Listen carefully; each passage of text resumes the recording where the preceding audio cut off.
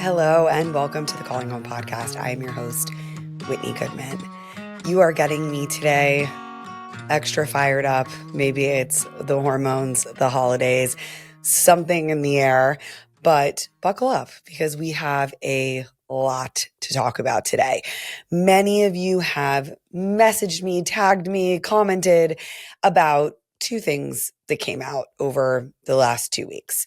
The first one was the Oprah podcast about estrangement that really focused on adult child and parent estrangement. We're going to dive into that.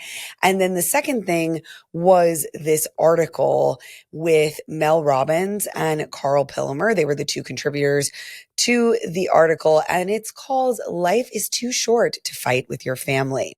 I am going to include both of those links in the show notes if you have not gotten a chance to listen and read them. But it seems like most of the people that listen to this podcast have interacted with this content, are quite fired up, understandably so, and would like to hear about it. Every time I do something like this, I think like a PR rep at my book agency cries a little bit inside because I am just skewering any hopes I have of ever being included in some of these conversations with some of these names that have massive followings and audiences and that are contributing to this discourse. And I'm very confused why certain people have been adding to this conversation, but let's go ahead and just get into all of my thoughts on this. Before we do that, I wanted to let you know that we just added a really exciting new feature to the Family Cyclebreakers Club at Calling Home, and that is our private community discussion boards. So all of our members of the Family Cyclebreakers Club already have access to this feature, but if you join now, you will immediately get access in your account. These are hosted through Discord. They are completely private. Only members can get access to them and see them. And we have a bunch of different topic discussion boards, places where you can ask for advice, vent, hang out. I will be on there replying to people, not with therapeutic advice, but giving you discussion questions from our groups and resources, links to things. And you'll also be able to interact with our community anytime, anywhere.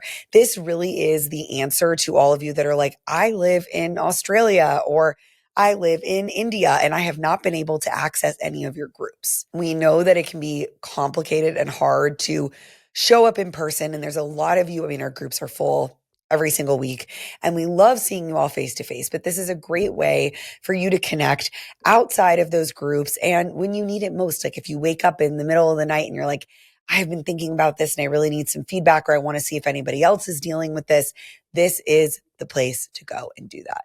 So if you're not a member of the Family Cyclebreakers Club yet at Calling Home, that is our private membership community. You can join at callinghome.co and get access to that community right away. Okay, let's talk about this Oprah No Contact podcast episode first. In the title of the episode, she refers to it as a trend. I'm sure Oprah doesn't come up with these titles herself. Obviously, her team has done some research and figured out that this title would be clickbaity, make headlines, and attract a certain demographic that is definitely trying to push this narrative. I hate the use of the word trend. I know that it can mean different things, but we all know what people are trying to say when they use the word trend in this situation, right?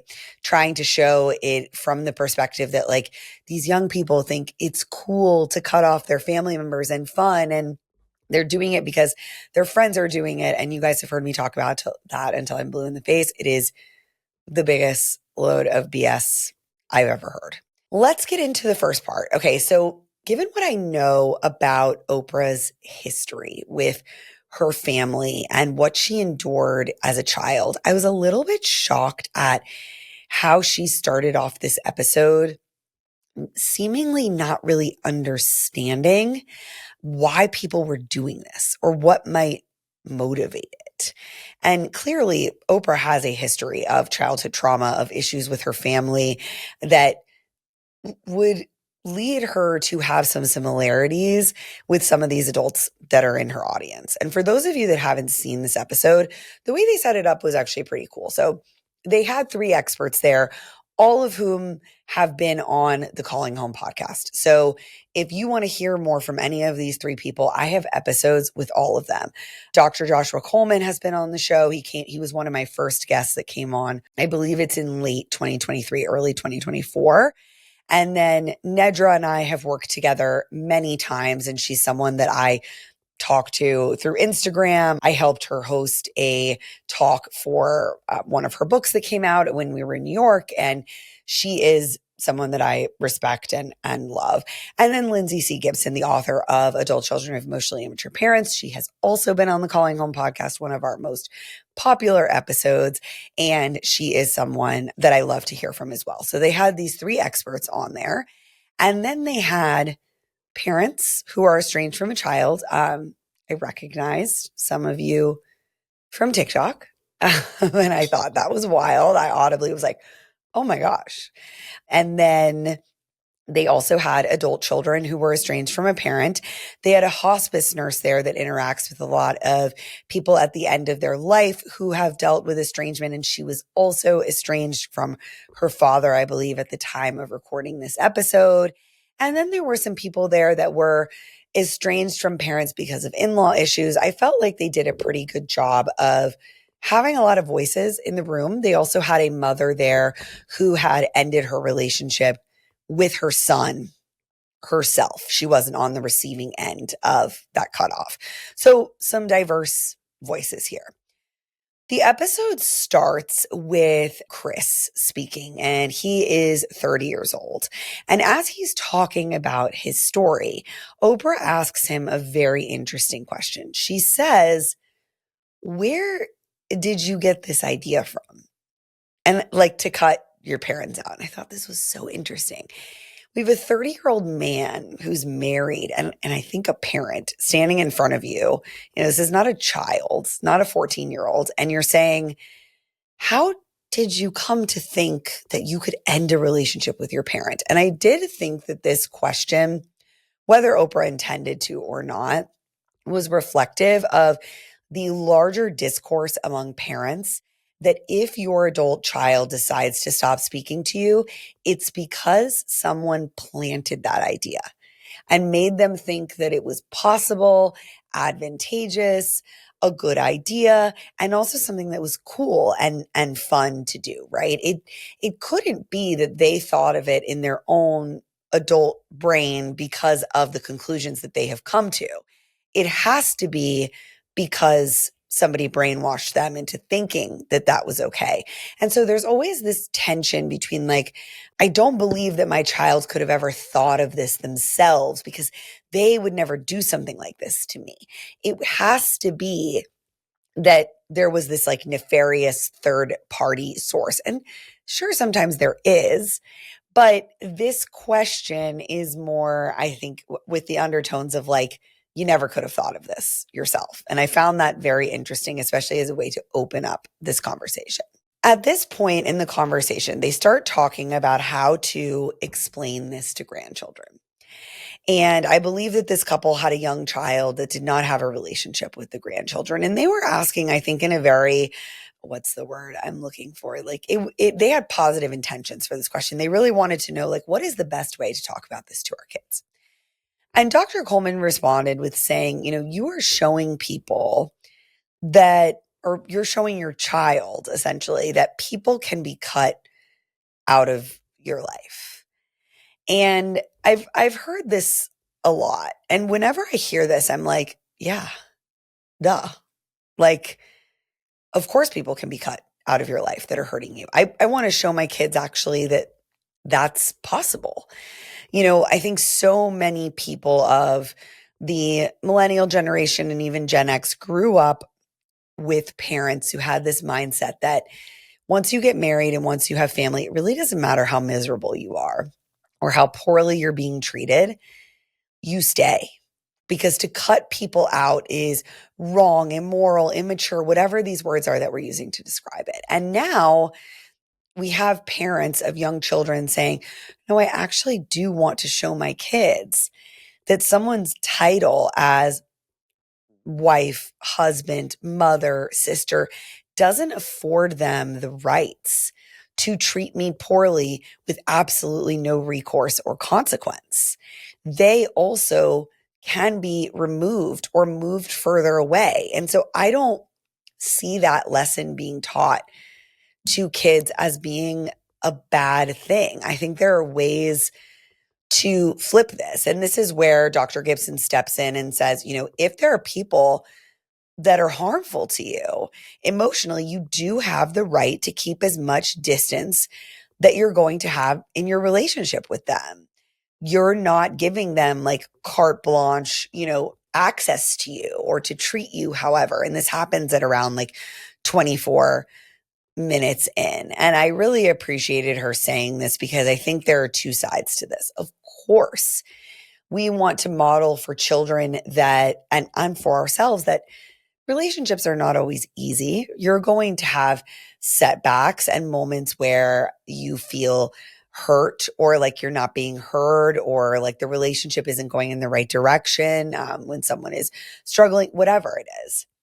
And we also have to show that when someone continues to harm you over and over and over, and they are disrespecting their role in your life and not treating it as a relationship that they value, then those relationships might end, because we would do that with a friend, a boss, anyone. And if anything, that role that you have as sister, brother, mother, father, whatever it is so important that we should treat it with the utmost care when we are relating to someone in that position and say, you know what, because I am their mom, I especially want to treat them with kindness and respect and all of that. And Dr. Gibson talks more about this later in the episode. So then we have the next adult child that says, it wasn't one event. And this is something that I have heard pretty much unanimously from adults who do not have a relationship with their parents. These stories that you get where it's like everything was perfect. We had this beautiful, wonderful relationship until I went to their wedding, and then they ignored me at the wedding and never spoke to me again, are not reflected by the other person most of the time. I really feel like we have such this clash of perspective taking between these two groups a lot of the time, where parents are very, very focused on adulthood. They're very focused on whatever happened in the last 3 weeks leading up to the estrangement. And the adult children are often saying it was death by 1,000 cuts. It wasn't one thing. This was something that kept happening over and over and over. And it was something that I tried to fix a million times, but that would not get better, right? And it's hard to understand what's happening in that really big discrepancy. That why is it not being reported by any adult children that have decided to cut off a parent, that it was just like this one thing and then it was over? Why are they reporting so many other major incidents or micro incidents along the way? And I think we're seeing here with the adults in this episode that they are also reporting that, and the parents are really focusing on adulthood. And one girl tells her story and then says, my mom blocked me and I followed suit. And I thought Oprah really empathized with this woman, that she could understand, your mother has abandoned you. She's not been around. She hasn't been present. She's not talking to you. She lived 20 minutes from you and did not make an effort. And so in that situation, it was like easier for people to access empathy.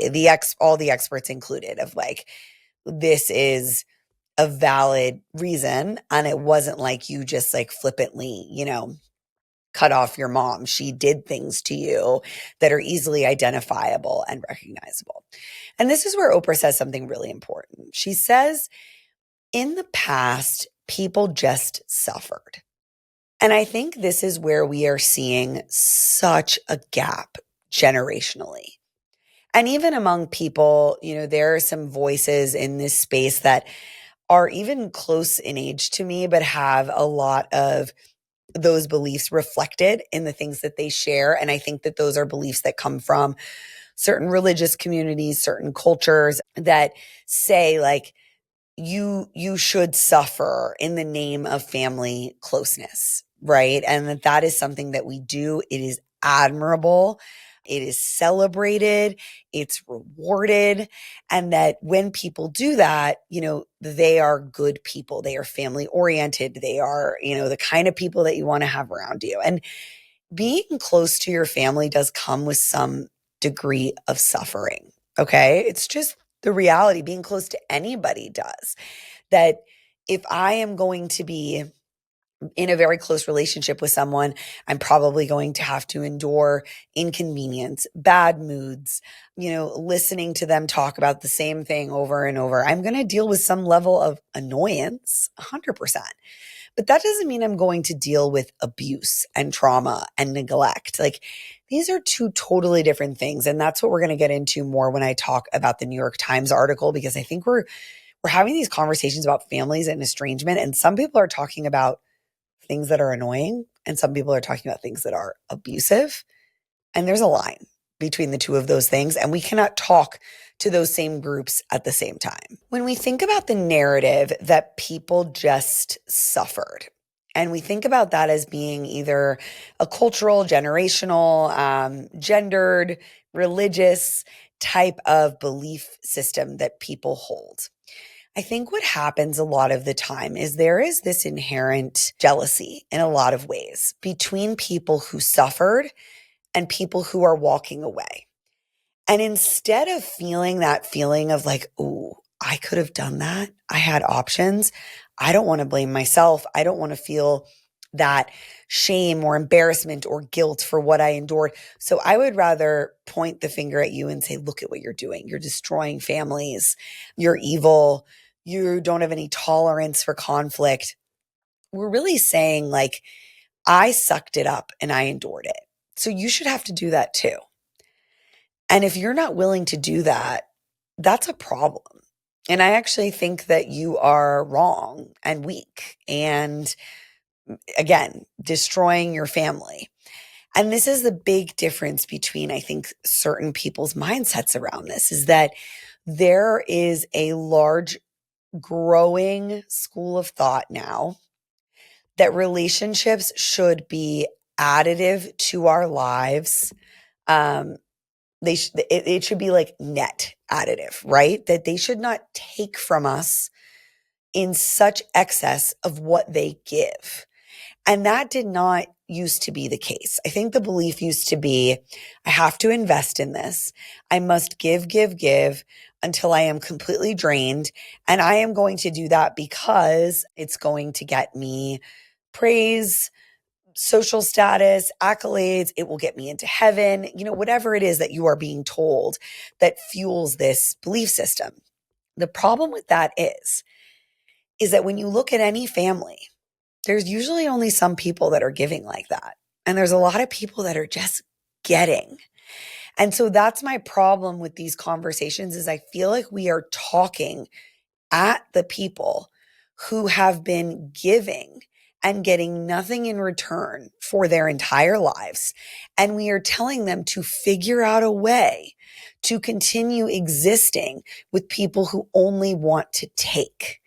And when you are in a relationship with someone where all you do is give and suck it up and stuff the feelings down, and you just keep giving and giving and giving, and that person just keeps growing in size in your life, and you literally cannot function. You can't be a parent, a sibling. You can't work because everything is just taken up by them.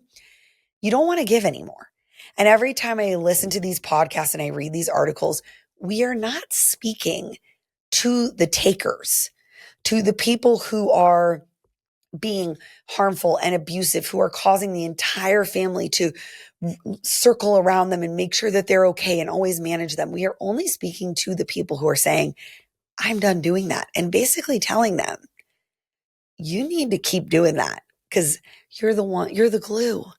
You're the one that's keeping your family together, all this stuff. And like, that just what really gets me fired up is like, I think we are speaking to the wrong people.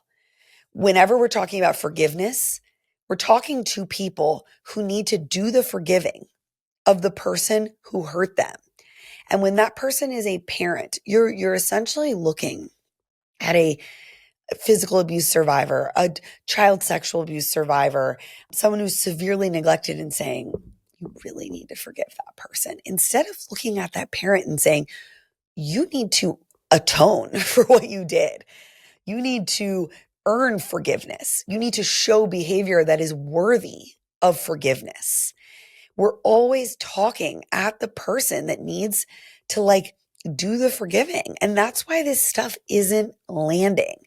That's why these podcast episodes and these articles are getting skewered, by the community at large. And people are saying, I hate this stuff. And instead, the only people that are cheering it on are those that have been cut off, are those that have been told, hey, you're being disrespectful. You're hurting me. You're emotionally immature. All these things. Those people are hearing this and they're like, finally, someone who gets it. They are like, they're right. My kid's crazy. He doesn't want to let me say racist words at the table and call him slurs and tell him that his relationship is a sham, because those are my beliefs. And this guy really gets me because I should be allowed to express myself and be that way. And we're all just kind of sitting here why are we giving these people more tools and more weapons to utilize against people that they've already been harming for their entire lives? I'll rest there. But it just does not make any sense to me why we are on this whole, it's like we've done this full 180 of being believe victims, let's protect children, and now we're oh, if protecting kids means making parents be accountable for what they did, I don't know if I want to protect the kids. That's what it sounds like.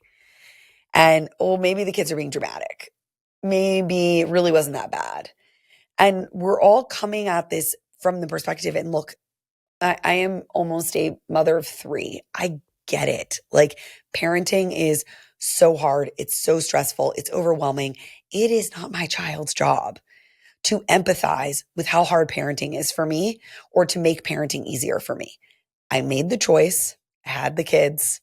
I did it. I got to figure out a way to be good at it and to do it right.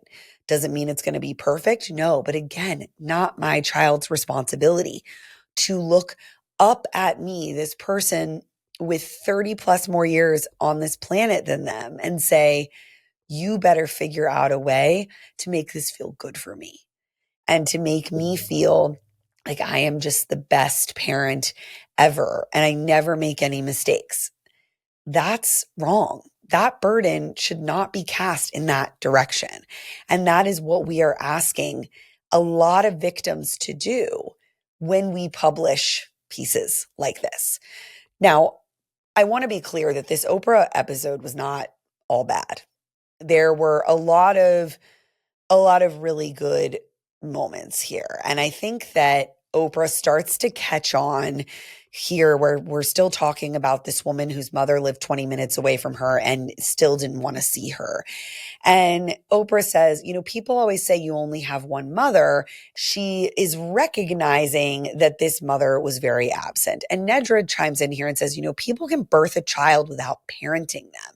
And I think that's something that we have to differentiate between, is that you can be a mother in the sense that you grew a child, gave birth to a child, and not parent them, not raise them, not do the act of mothering that child, or not do it well.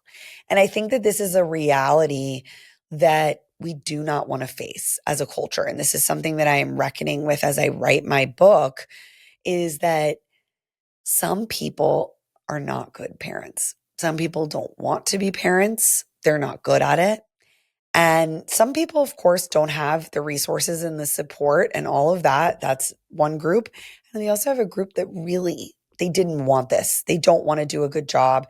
They can't. They don't have the capabilities. And I think we want to believe that the second every parent holds their child in their arms, they feel this overwhelming desire to protect them and do good by them. And that's not always what happens. And I think we are really wrestling with that reality. We do not want to look at the facts of how many children are abused by their parents or a caregiver every day in the United States. That is by far and large the largest group of people that are responsible for abusing children are their own parents and caregivers. We have to acknowledge that. We spend so much time thinking about like the boogeyman in the bushes that's going to jump out and like kidnap our kids. And we're not actually looking at what are the numbers that we have in front of us about who is actually hurting children and how are they doing that. I believe that this is Nedra Tawwab that continues talking here, about how a lot of other people will tell you what you should do with your mother, but they don't understand your situation. And I think this is a very important caveat when you are consuming any content about estrangement moving forward, is that it might not all apply to you. And a lot of the time it is written from the perspective of someone that does not understand this at all and is more looking at this from trends and an overall perspective and has not actually sat with you or with people to discuss what this looks like and feels like on a micro level in your unique situation. And they go on to talk about how sometimes you have to allow yourself to be angry because anger can be a valuable emotion to figuring out what you need to do here. And Oprah said something really great in this moment that I liked is she said, forgiveness is giving up the hope that the past could be different.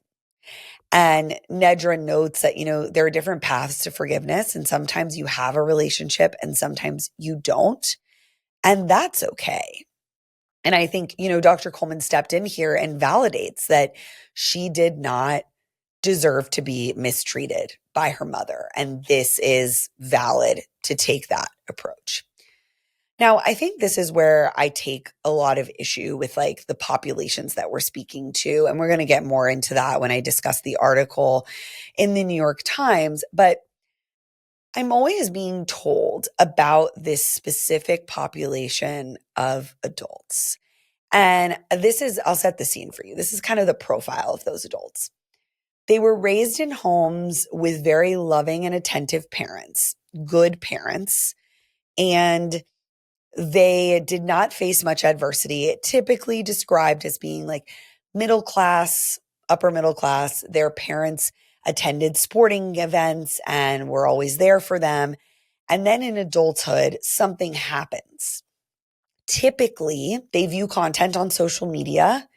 They meet a partner who hates their family and turns them against their family, or they have an addiction or a mental illness. And all of these adults then become very punitive.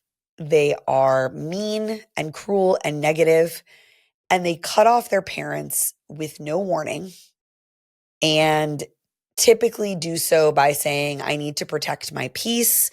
You never cared about me. I'm not talking to you again. And then they don't talk to their parents. This is a population that I cannot find. I cannot find these adults. I cannot get them to speak to me. I cannot get anyone to point me to where they are so that I can talk to them. I hear from their parents. Their parents describe them in this way. And therapists who primarily interact with their parents describe them this way. But I cannot find these people. And if you're listening to this and you feel like, you know what, I relate to that, I would love to speak with you, especially leading up to my book. But I cannot find you. And that's where the disconnect comes from me is like, why do we keep speaking to this group? Who is this mythical group? Why are we acting like they are more of the problem and the issue here than all these kids that were abused, neglected, and harmed by their parents? We keep giving caveats to those and be like, okay, well, if they were abusive, then you totally get to cut your parent off. But what about all these people? What about this massive group of adults, young adults? And they're always young. They're always like 18 to 28. we need to talk to them because they are unfairly cutting off their families. They are evil. They want to ruin society, all of that. We're so fixated on this group that I think is absolutely the minority. I have no proof, no evidence to believe that the majority of estrangement between adults and their parents is being caused by that group that I just described to you. And so when we focus on that group and make them the audience, we completely stigmatize, harm, further neglect, and hurt a population of people who actually needs help. To me, this is the same thing as being like, we're talking about sexual assault against women, and we're like, but some people lie. And so we spend every day, every article, every podcast talking about the less than 1% that have lied about being sexually assaulted. That's what's happening here. And it's insane to me. You can tell, like, it gets me heated because I don't understand why every day people are waking up and saying, let's create content for this mythical group that certainly is not the large population that needs help with this. And I think this article in the New York Times plays into that theory as well. We then hear from an estranged mother, and this estranged mother does not have contact with her daughter. And she validates that her daughter, did have to choose when her parents were going through the divorce and that their divorce was difficult for the children. She goes on to say, we had repaired after a previous reconciliation. We made TikToks together. We got tattoos. We went on vacation together. And then she, shares that they are estranged again at this moment in time while she is online. And she says, I feel like she lacks conflict resolution skills. We are villainized. We didn't get the opportunity to discuss it. She continues to say it was a little thing and she didn't get her way. And this is a phrase that several of the parents say in this episode, which I think is very telling because it's something you say about a little kid. Like, they didn't get their way, so they threw a tantrum. Like, that's not an adult type of commentary. I like what Dr. Coleman said in this moment where he said, you need to tell your child that you believe that they wouldn't do this unless they thought it was the healthiest thing for them to do, and that the parent really does need to find the kernel of truth in what their child is experiencing and saying about the relationship. And I found it really interesting that, I think Oprah asked this parent, like, does your daughter know that you want to talk to her or that you would like to discuss it? And her response is, I'm sure she's seen my TikToks. And I just want to throw this out there that making TikToks as a parent about your relationship with your child, I know that might give you access to support and community, and it feels good and it's an outlet, but I am a very firm believer that it is absolutely never going to help you repair. It is not going to bring your child back. Recording social media posts for public consumption is also not a invitation to your child to reconnect with you and to have a conversation. I don't think that type of reconnection should have an audience or needs an audience. And so it's just something to consider for any parents that are thinking like, I want to reach out, I want to have a conversation. That's not the way that I would recommend approaching it. And I don't think that it has a high rate of success when it is approached in that way. This woman also talks about having good relationships with her sons and not with her daughter. And this is something that we hear a lot, especially when it's estrangement from a mother to a daughter. It's possible for you to have good relationships with some of your children and not others, and it still not be your child's fault. Because all of them have had very different experiences of you, and all of them have lived different childhoods, different lifetimes. They also have different personalities and temperaments and different things about them and their experience that causes the two of you to relate to each other in very different ways. So using this as a defense, especially in conversation with your child of like, well, your brothers like me, they say I'm a great mom, does not promote conversation or healing or reconciliation. It actually just puts people on the defensive a lot of the time and makes them feel like, okay, see, you still think I'm fully the problem here. And you're not trying to understand my experience. You're just refuting my experience by using my siblings' experience as like your evidence that I'm wrong. And that doesn't feel good. It also drives siblings apart in the process. We then hear from a woman who went no contact with her son. And I want to say this, that if your adult child is threatening you with physical, verbal, financial abuse, this woman lists all of them, then you have a right to protect yourself as a human being, no matter who is doing that to you, even if it's your child.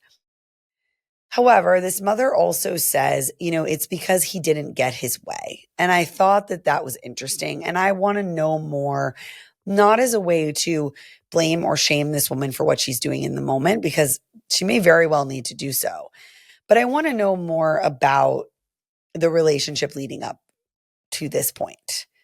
This mother is remarried. I believe that she does have a quite popular account where she shares stories about her life as a mother who is estranged from her adult son by her choice, and that they did endure some things as a family that can often lead to no contact or issues in adulthood. And so this is, again, just another example of like, yes, what you are doing is justified and right. You're allowed to protect yourself. You're allowed to set boundaries. You should not be exposing yourself to any type of harm or threat like that at the hands of anyone, even if it's your child. And as a parent, can we look at how we got here? Can we empathize with what had led us to this point?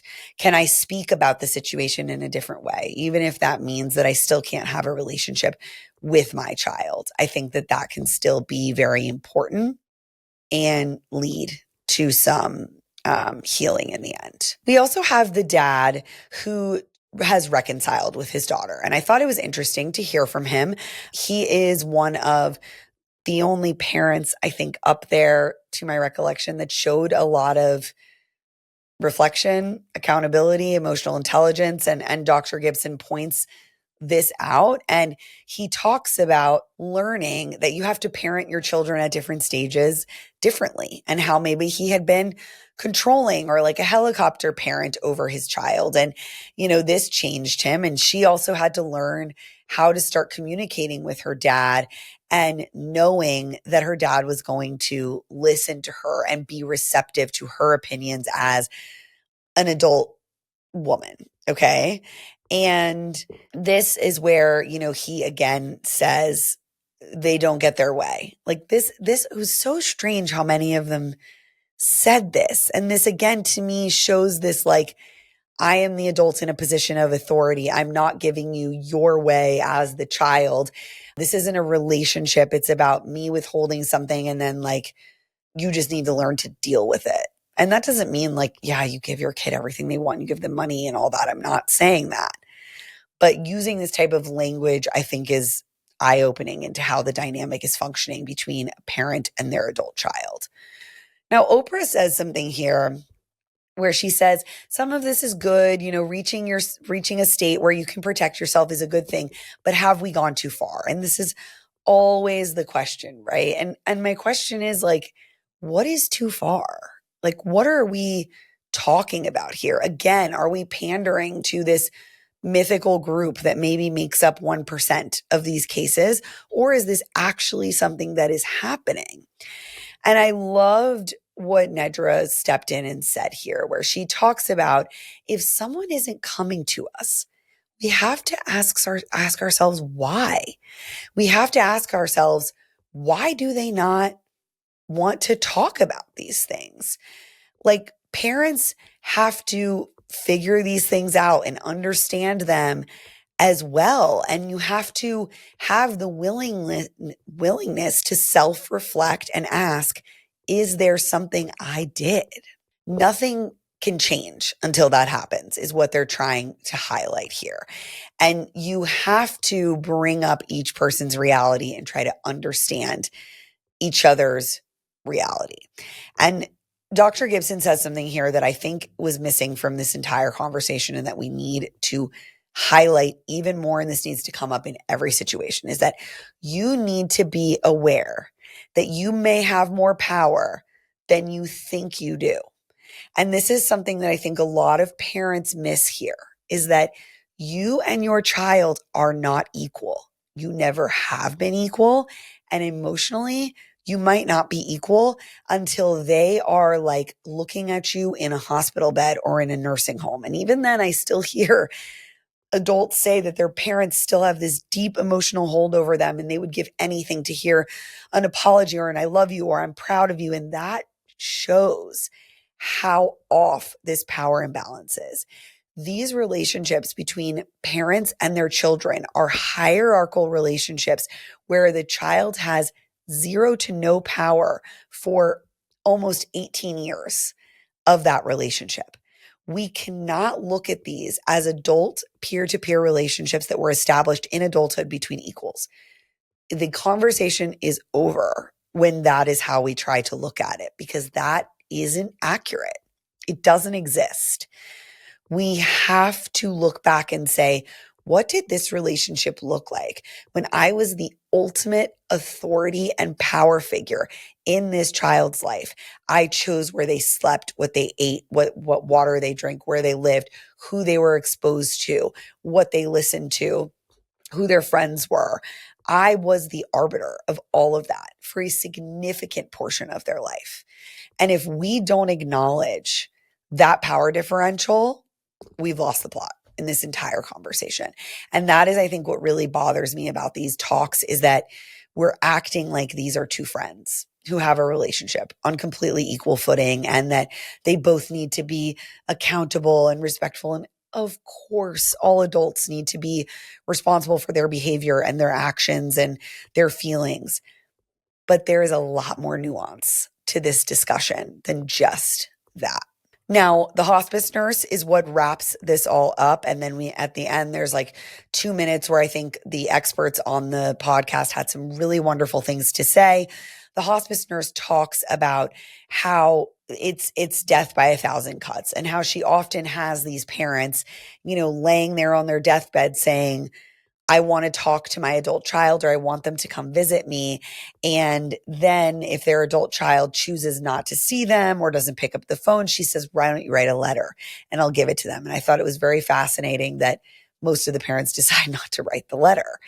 And I thought this hospice nurse, I hope nurses everywhere who deal with these types of issues can listen to her, because I thought she had such a great perspective on people's separate realities, offering dignity to everyone that is involved, and also noting that, it sounds like it's one thing, but no one does it over one thing.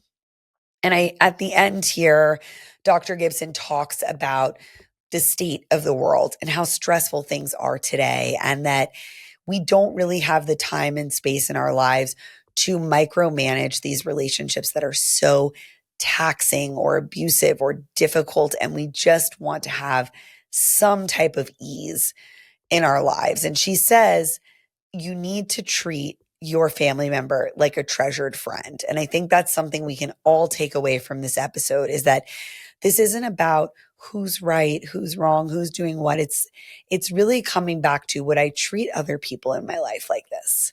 And I think a lot of these parents, unfortunately, their children see that they treat people at their church better than they treat their own kids. They treat their friends better. They treat the random stranger at the grocery store better. And they've been witnessing that for a lifetime. And so they know that their parents have the capability and they're just not doing it with them. And that gets old after a while. All in all, I think this podcast episode had some strengths, some weaknesses. I appreciate that they tried to bring a lot of different voices into the conversation. I think each of these experts, had their own lens and things to contribute. And I think Oprah kind of came around in the end, maybe saw it a little bit differently. I would have liked to have seen a little more pushback on some of the things that the parents were saying, but I understand that the experts were not there to be therapists. This was a very controlled environment. They likely were time limited and they don't know these people. They couldn't you can't go toe to toe with some of the things being said in this environment, but I appreciate what was done and the attempts that were made here. Now let's talk about the second piece on estrangement that came out over the last 2 weeks, and that is the New York Times opinion piece that is titled, "Life is Too Short to Fight with Your Family." Mel Robbins and Karl Pillemer contributed to this article. I want to say that Dr. Pillemer has done some amazing research on family estrangement. He is one of the foremost voices in this conversation and has done one of the longest studies on family estrangement out of Cornell. And I have used some of his data and read his book Fault Lines, and I think that it's really wonderful. Where I think that this goes totally wrong is when we are maybe not combining the data with also what else we have learned about family estrangement, why it happens, and who is contributing to this discussion over the last decade. Mel Robbins, I have no idea why she was tapped for this piece. Let's break it down. I mentioned this in the part where I was talking about Oprah's podcast episode, and this article is a perfect example of this. Why are we targeting estranged people with this information? This is such the perfect melding of my two areas of expertise or of passion of toxic positivity and dysfunctional family relationships. This article is dripping in toxic positivity, and this advice of accept it and move on. You can choose how much to dwell on it. Guys, it's so old. It's so played out. It's are we really still doing this? Are we really still trying to tell people hey, you're going to have so much fun at Thanksgiving if you just accept it and move on it, and you get to choose how much you dwell on it. You get to decide when your uncle who sexually abused you is sitting across the table and everyone's pretending like it didn't happen. You get to decide how much that bothers you. Are you insane? Truly. I don't understand how anybody with their pulse on this issue whatsoever would think that not only is that a good take, it's worth publishing and that it's helpful. I cannot wrap my head around it, truly, because there are no caveats here really, except for at the very beginning of the article, where they say yes, there are important reasons to cut ties with certain people intentionally, but we're not just cutting people off. We're letting our closest relationships disintegrate through neglect, busyness, and an unwillingness to move past the things that bother us. Unwillingness to move past the things that bother us. Do you really think that's why people are going no contact? Be straight up, be so for real. Do you really think that's why? They just don't want to get over it. They just think, too hard, moving on. Again, we are speaking to the few and hurting the many with takes like this. And it's it just sounds so simple, right? It's change your thoughts, change your life, la-di-da-di-da. And it's, oh my gosh, it truly, it pains me to read this. So they give that little caveat and then that's it. So there's no real explanation in this article of saying hey, this article is not for anyone that has been abused, neglected, harmed by their family, or continues to be abused, neglected, and harmed by their family. This article is just for people who are a little bit annoyed with their family, who think that their cousin has some weird takes, or, that their aunt is annoying, or someone chews loud at the table. That's what this article is for. No, they're purposefully still casting a wide net and victim blaming people who decide that they don't want to sit down with family members that are awful to them. And I was having a conversation with someone about this the other day, that I am so tired of this take that and they say this in here, They talk about like the dad that has like crazy political takes online or something like that. Let me find this. Okay, yeah. Your husband's side of the family has politics that bother you, or your college age kids don't call as much as you'd like. Accept it and move on. Would you want to spend your last Thanksgiving resenting your father's politics or avoiding your sister for something she said last Christmas? Guys, who are these people? Who are these people who have like perfect, lovely relationships with their family members? And they're like, oh, she made that one offhand comment. And so I'm never going to see her again. Cause like they are not talking to me. They are not telling me these stories. They're not attending my groups.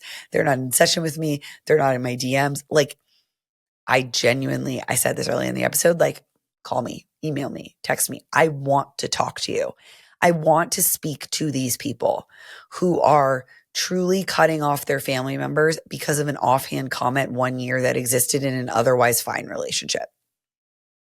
My phone isn't ringing, and it's really frustrating me to keep asking these questions and like you get no response, but yet this just keeps getting regurgitated over and over and over. Like there are all of these people out there that are doing this, yet we cannot interact with them for some reason. Like they're not wanting, I don't know how you know this, but no one else can find these people. That's what's very confusing to me. And I will share personally, like I've shared this in other episodes before. I disagree politically with a huge percentage of the people that I interact with on the holidays. I would think maybe it's 50-50 these days, but historically I was in the minority, and I'm in the minority in quite a few family situations that have to do with politics.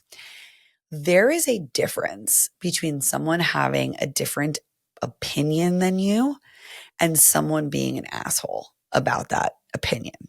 So if my family members can't find a way to interact with me without spewing all this stuff, calling me names, being like, oh, hey, snowflake, like being derogatory and rude, then we're probably not going to hang out. But if I have people in my life who have certain opinions and they can otherwise be engaging, respectful, kind, talk about other things, not be huge assholes, like then we have a chance. I think what a lot of people are talking about is that they go to Thanksgiving and these family members who have differing opinions are being mean and rude and condescending. They're bringing this stuff up and they are deliberately trying to get a rise out of them. They're being cruel. There's also a big difference between a difference in belief and telling someone like, I think your marriage is a sham.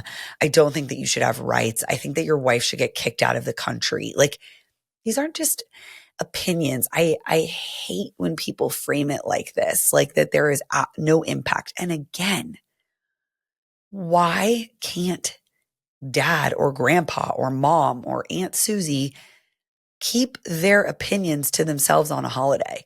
Why is it up to me to endure it? And to sit there and to be like, oh, that's just Uncle Joe. He's always being racist and hateful. I better move on and get over it. Like, it's weird. Why don't we write these letters, these articles to Uncle Joe and tell him, hey, people might not want to hang out with you because of the way you talk and the things that you say. So again, this article is just speaking to the wrong people. Like we all need to learn how to get along and accept each other. But you're asking the person who is being vilified and attacked and ridiculed to accept that treatment of them because it's a holiday and because it's their family will never make sense to me. And I don't understand how asking that of people is promoting families and making families stronger. I do not understand that, especially when the advice is accept it and move on. You can choose how much to dwell on it. No thanks. Come on. Now, there's one good part of the article where they talk about how receiving unsolicited advice is stressful and that you shouldn't spend Thanksgiving trying to change people like your parents. Fair. I agree with that. And I think that we have to meet people where they are accept them for who they are, and then we can decide if and how we would like to relate to them in those situations. Now, this line really got me. Let your parents make their own mistakes, even if you have to deal with the consequences. Okay. What kind of mistakes are we talking here? Like a hoarding parent who has boxes stacked up to their ceiling in every room of their house and I have to clean it out after they die. A parent who spends all their money on alcohol, drugs, and gambling, so I have to pay all their medical bills and house them in my home. The parent who keeps getting married and divorced over and over and using me as their therapist and their dumping ground. What kind of things are we talking about here? Because I think these mistakes need to be elaborated on, because some of these mistakes are huge with reverberating consequences that hurt generations of families to come because of the impact that they have. And again, we are not talking to the parents about the burden that they are putting on their children. We are telling the children to suck it up and deal with it. Make it make sense. Again, it doesn't make sense to me. Maybe I'm the crazy one here. And then they asked this question of like, imagine if you had a year left to live. Every estranged adult who is estranged from a parent that I have spoken to that has been dealing with abuse, contempt, criticism, severe mistreatment, and neglect for their entire life. I may be putting words in their mouth, but based on the conversations I've had with them, if I asked them to imagine if they had a year left to live, they would say they do not want to spend it enduring this treatment for one more second.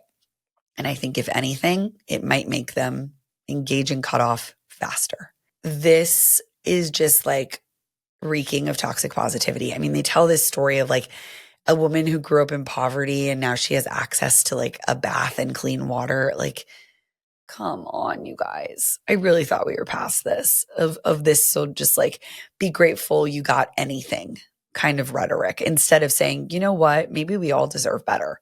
Maybe everyone deserves access to clean water and a bath. Like maybe kids deserve to grow up in homes where they're not being neglected or abused, and they shouldn't have to grow up and try to do all these mental gymnastics to figure out why the person who was supposed to take care of them hurt them. Like, this has to stop. I don't know who we think we're speaking to with these articles, because I really think they are doing so much harm to the people that actually need to hear, hey, you don't deserve to be treated like that. And also, are we placating abusers and people who are causing serious harm by telling them, you know what, if your family can't deal with you, they can't handle you at your worst, they don't deserve you at your best. Like we're handing that to them on a silver platter. And I think it's insane. This is where I will get off my soapbox, because I know I had a lot of emotions in this episode, but I hope for some of you, it was helpful to get some of your feelings validated or to feel a little bit more understood after maybe taking in some of this content and being like, is this a me thing? Am I supposed to like this? Is this supposed to feel good for me? I hope that hearing some of my thoughts and my feelings helped you feel a little bit less alone. This is going to be my last episode before the new year. I am going to be taking 2 weeks off from the podcast over the holidays and going into the new year. You will get a new year episode from me on January 6th. So until then, I encourage you to go back and listen to previous episodes, anything that you've missed. Let me know what you want to hear about next year. In January, we have a really exciting topic at Calling Home, and it is going to be how to become more emotionally mature. This topic was my most popular podcast episode of 2025. You can go back and find that episode and listen to it to see if this is a topic that you would be interested in. But we are going to start that content and those groups on January 5th. This is for anyone that would like to improve their emotional maturity and really become someone that is able to feel their feelings, express their emotions in healthy ways, and also be in emotionally mature relationships with others. I think all of you will benefit from this. And I am so excited to see you in the new year at Calling Home. For the rest of the month of December, you can find me inside the Family Cyclebreakers Club. If you're missing this podcast, there will still be groups with me all month, including a special holiday group on December 22nd, right before Christmas and at the tail end of Hanukkah and leading into the new year. We will also have all of our other groups going on this month. And we have our discussion boards now where you can come and interact with me and members online in a private community. Thank you all so much for listening to the podcast this year. We saw tremendous month-over-month growth of this show. And I know that I could not have done it without you and without the people that help make the show possible and support us. So thank you. As always, please leave a review, comment, like, subscribe, wherever you're listening to this. It really, really helps us. And I'm hoping to take the podcast even further and bigger next year. Thank you all so much. Have a great rest of your day and Happy New Year. The Calling Home podcast is not engaged in providing therapy services, mental health advice, or other medical advice or services. It is not a substitute for advice from a qualified healthcare provider and does not create any therapist, patient, or other treatment relationship between you and Calling Home or Whitney Goodman. For more information on this, please see Calling Home's terms of service linked in the show notes below.